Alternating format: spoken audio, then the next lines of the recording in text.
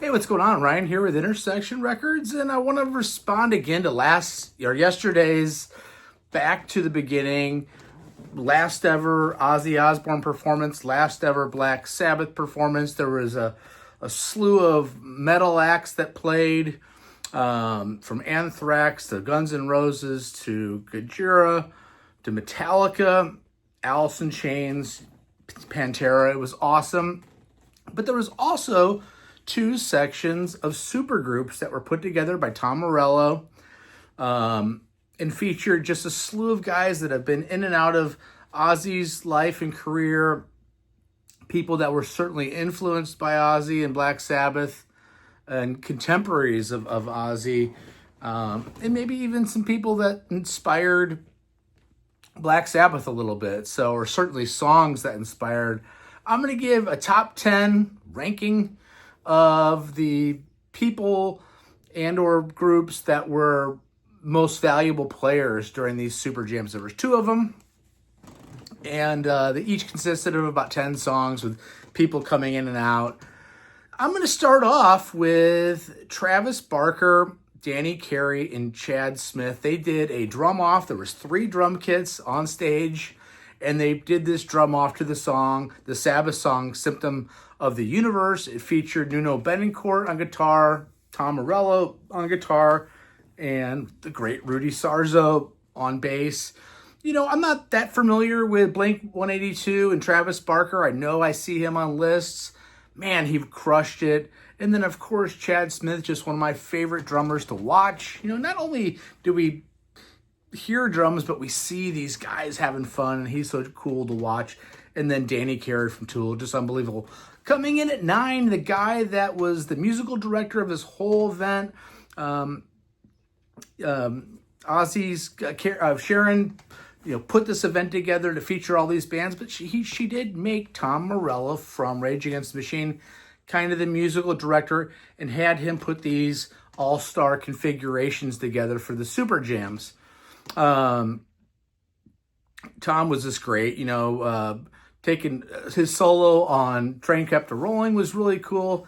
At one point he had a Les Paul, which he doesn't normally play, and he played it with his teeth, and it said Sabbath Rules on a piece of tape on the back of the Les Paul. I thought that was really cool. Tom Morello was all over the place. Coming in at 8, Rudy Sarzo. Rudy Sarzo was a member of Quiet Riot in the 70s. He then follows Randy Rhoads into Ozzy's band. He's in that band when Randy Rhoads dies. Then goes back to Quiet Riot for kind of their videos in their heyday of the Come On Phil Illinois era. And then bounces around and plays with everybody from Whitesnake, to Blue Oyster Cult, to even bands like, oh God, I can't think of the Canadian band right now, of the Guess Who and things like that. So all kinds of crazy configurations. Rudy's played with everybody. To see Rudy playing there, sometimes with his hand around the bass like this, and just his rock and roll presence and the way that he carries himself and the way that he throws shapes and looks cool on stage. It's really cool to see him playing on Bark of the Moon with Papa 5 Perpetual, to Flying High Again with Sammy Hagar, to Snowblind. He was part of the supergroup B set, Walk This Way, that we'll get to with Steven Tyler, Whole Lot of Love. Just love seeing him get all that airtime, so well deserved. Number 7. Has anybody seen Jakey Lee? Jake, they get the crowd. So Liz Hale and Nuno Bettencourt come out for their set, and Jakey Lee doesn't come out, and then he finally appears, and Nuno Bettencourt says, now that's a fucking rock star. That's how a fucking rock star rolls out, right there. And just to see Jakey Lee, played on Bark of the Moon.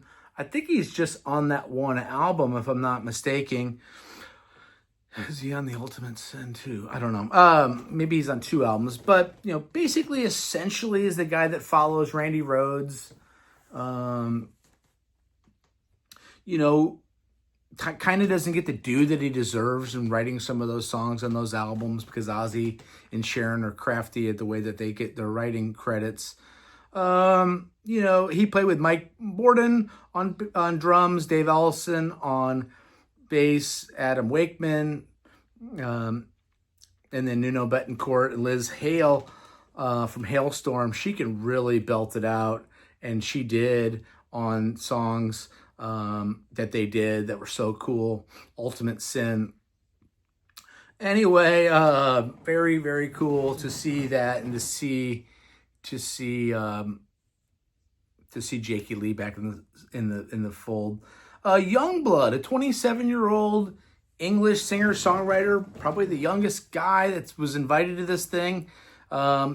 He came out. I don't know much about him. In fact, I think I've seen him in on the internet before as a singer, but never.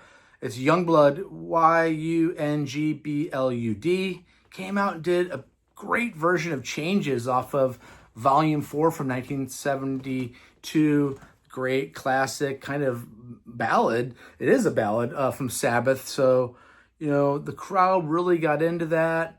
There's some piano being done by Adam Wakeman. And just to see him really take over that football stadium and get people to sing along. Frank Bello was on bass with Nuno Bettencourt. Just so emotional. Sleep Token 2 was on drums from Sleep Token, which was kind of a neat contrast to see that.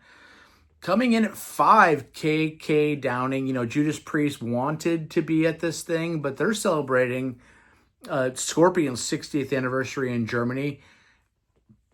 Judas Priest wasn't able to be there, but KK Downing famously kind of leaves Judas Priest and wants back in, but they won't let him back in.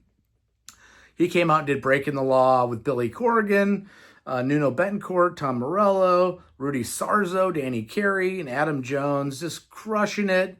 Just the unmistakable tone of that guitar with that candy apple red flying V, thunderous guitar attack along with Morello and Bettencourt.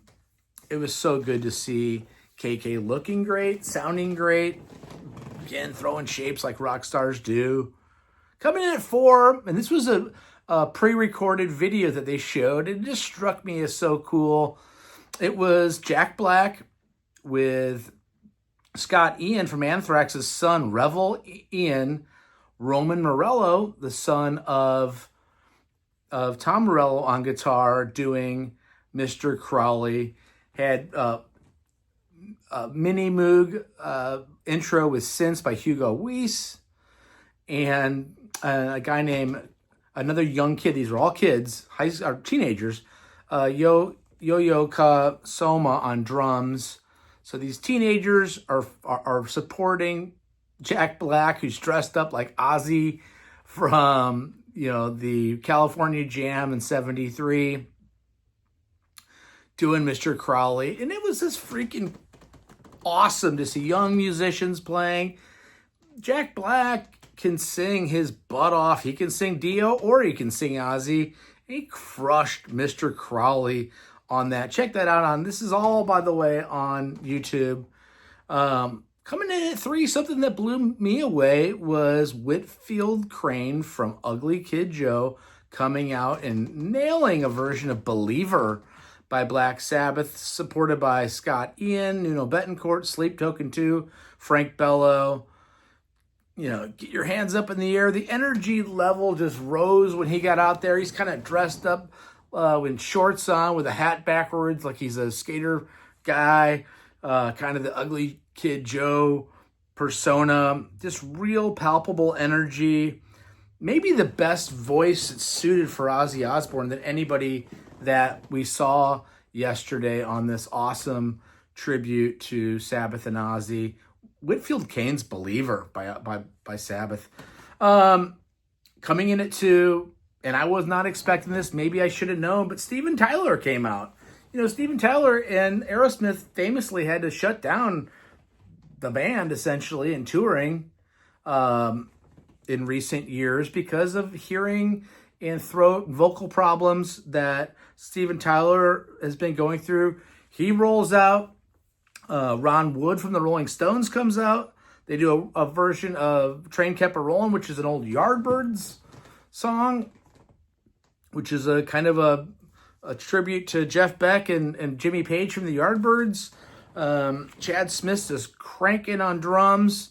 They then go into Walk This Way. Nuno Bettencourt's there alongside of him, doing the high notes during Walk This Way, vocally and crushing guitars.